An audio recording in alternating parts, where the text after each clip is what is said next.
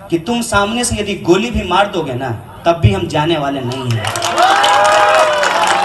और ये बात तुम गांठ बांध करके रख लो मेरे भाई, कि विचारधारा के तौर पे आमने सामने जब भी इनकलाब जिंदाबाद या मुर्दाबाद करना है कर लेना, लेकिन एक बात याद रखना, तुम्हारी तरह झुटबैया नेता होने के लिए हम राजनीति नहीं करते हैं।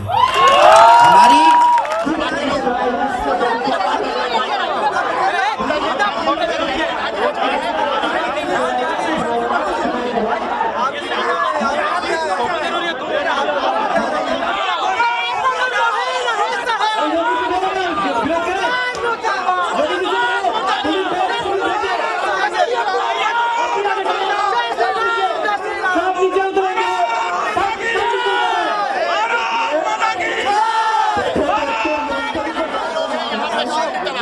समर्थन में नारा, कोई विरोध नहीं, समर्थन में मैं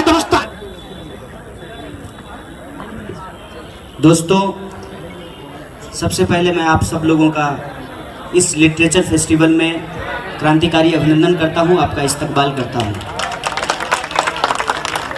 और कुछ लोग हमारे विरोध के लिए आए थे, मैं उनका भी हार्दिक स्वागत करता हूं, उनका भी हार्दिक अभिनंदन करता हूं। सबसे पहली बात तो ये है कि मैं देश के लगभग सभी लिटरेचर फेस्टिवल में गया हूं। ऐसा पहली बार हुआ है जी कि लिटरेचर फेस्टिवल में किसी तरीके का राजनीतिक विरोध किया गया है, क्योंकि बहुत सारे लिटरेचर फेस्टिवल में हमारे साथ जो लोग मंच साझा किए हैं वो भाजपा और एबीवीपी के लोग भी हैं और कई बार आरएसएस के लोग भी रहे हैं। जी जी। और मैं समझता हूँ कि यही लोकतंत्र की खासियत है, यही लोकतंत्र की खूबसूरती है कि दो अलग अलग विचारधारा के लोग, दो अलग अलग मान्यता के लोग एक मंच पे बैठ करके अपनी अपनी बात करते हैं, अपनी अपनी विसंगतियों को और असहमतियों को रखते हैं और फिर इस बात को जनता पे छोड़ते हैं कि वो किस बात को मानते हैं और किस बात को खारिज करते हैं। कन्हैया, मैं समझता हूँ कि इस परंपरा को जिंदा रखने की ज़रूरत है। लखनऊ तहजीब का शहर है और मेरे ख्याल से ये तहजीब तो नहीं है लखनऊ की। मैं लखनऊ का नहीं हूँ, मैं बिहार का हूँ। मेरी किताब का शीर्षक भी बिहार से तिहार है। मैं लखनऊ आया हूँ और आप यदि मुझे राजनीतिक व्यक्ति के तौर पे देखते हैं और मेरा विरोध करना चाहते हैं, ये आपका लोकतांत्रिक अधिकार है, आप बेशक कीजिए और मैं उसका हमेशा स्वागत करूँगा, एक विरोधी विचारधारा होने के बावजूद। लेकिन कुछ प्रश्न हैं। एक तो ये राजनीतिक मंच नहीं है, ये साहित्य का मंच है। मैं ऐसा नहीं कहता कि साहित्य में राजनीति नहीं होती है, बिल्कुल होती है। हम साहित्य जो गढ़ते हैं, हम अपनी सामाजिक चेतना के अनुसार गढ़ते हैं और उसमें राजनीतिक चेतना भी होती है। लेकिन फिर भी साहित्य का विरोध तो साहित्य से करेंगे।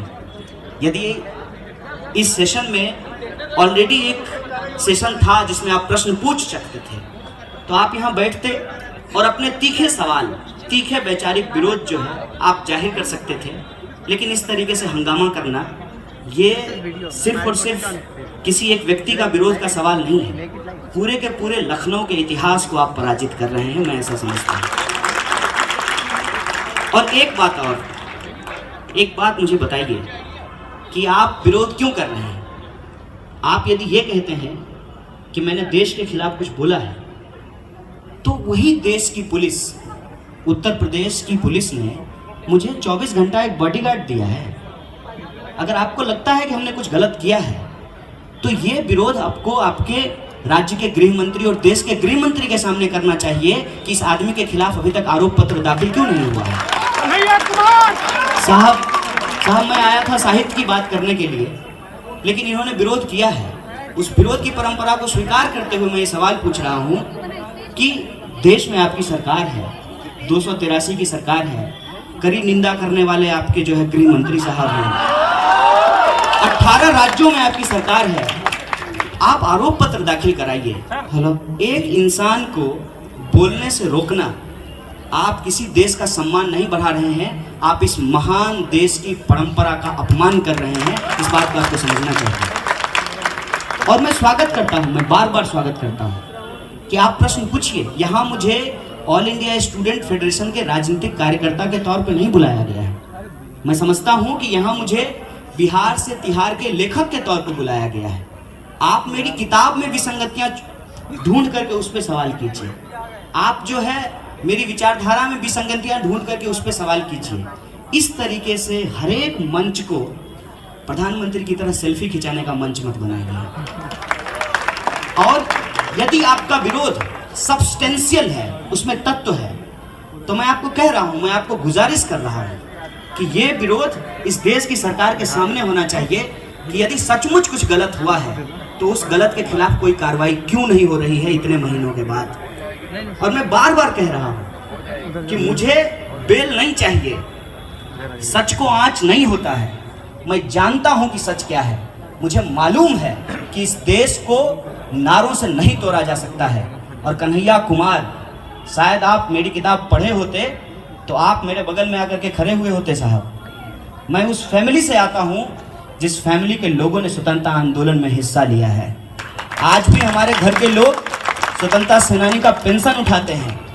मैं उस जगह से आता हूं जिसको बिहार का बारदोली कहा जाता है, जहां से 1942 के भारत छोड़ो आंदोलन को नेतृत्व दिया गया था। मैं उस परिवार से आता हूं कि मेरे घर से लोग शहीद हुए हैं, सीआरपीएफ की नौकरी करते हुए जान दिए हैं। इतनी आसानी से आप नारा लगा करके मुझे पराजित नहीं कर सकते हैं। और एक बात, 1 मिनट के लिए ऑर्गेनाइजर साहब आए और उन्होंने कहा कि आप यहाँ से चलिए। थोड़ी देर के बाद पुलिस आई। पुलिस ने कहा कि आप यहाँ से चलिए। हमने कहा कि यदि हमने अपराध किया है यहाँ आकर के तो मुझे जेल ले चलिए। अगर मैं कानूनी तौर पे सही हूँ, अगर इस कार्यक्रम का परमिशन है, इसको समझिए, इसको कानून के तौर पे समझिए, देश को देश की तरह चलने दीजिए।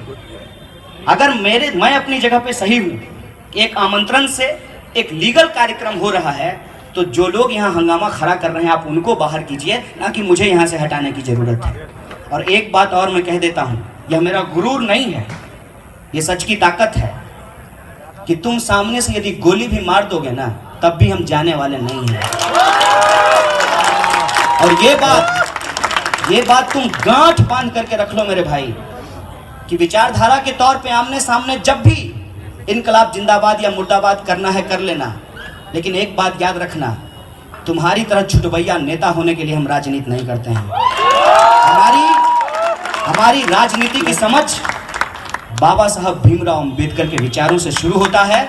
अशफाक उल्लाह खां के रास्तों पे चलकर भगत सिंह के सपनों का देश बनाने का है। इसीलिए डर की कोई जगह नहीं है। और एक बात और, कि बम और पिस्तौल कभी इनकलाब नहीं लाते हैं। इसीलिए आपको जितनी हिंसा करनी है, आप शाब्दिक हिंसा कीजिए, आप शारीरिक हिंसा कीजिए, लेकिन मैं अपनी तरफ से कोई हिंसा नहीं करने वाला हूं। क्योंकि परिवर्तनगामी विचारधारा दहशत से नहीं, डर से नहीं, विश्वास से पैदा होता है। और मैं अपनी बात जो मेरी किताब लिखी गई है उस पर करूं जी, उससे पहले अभी एक खबर आई है कि आरएसएस के कार्यकर्ता बम बनाते हुए अपनी जान गंवा बैठे हैं। उनके प्रति भी मैं शोक जाहिर करता हूं, अपनी संवेदना जाहिर करता हूं। दोस्तों, हमने किताब लिखी जरूर है, मुझे लेखक के तौर पे इस लिटरेचर फेस्टिवल में बुलाया जरूर गया है, लेकिन मैं लेखक नहीं हूँ। मैं लेखक नहीं हूँ। मेरी बड़ी इच्छा थी कि मैं लेखक बनूं, लेकिन सरकार की कृपा है, विद्यार्थी लाइब्रेरी की जगह जेल पहुंच जा रहे हैं, तो हमने सोचा कि जेल को ही लाइब्रेरी बना दिया जाए। और जेल में ही ये विचार आया कि अब लिखने का सही वक्त आया है। क्योंकि किसी इंसान के बारे में, किसी विचारधारा के बारे में, किसी समुदाय के बारे में जिस तरीके से गलत बात फैलाई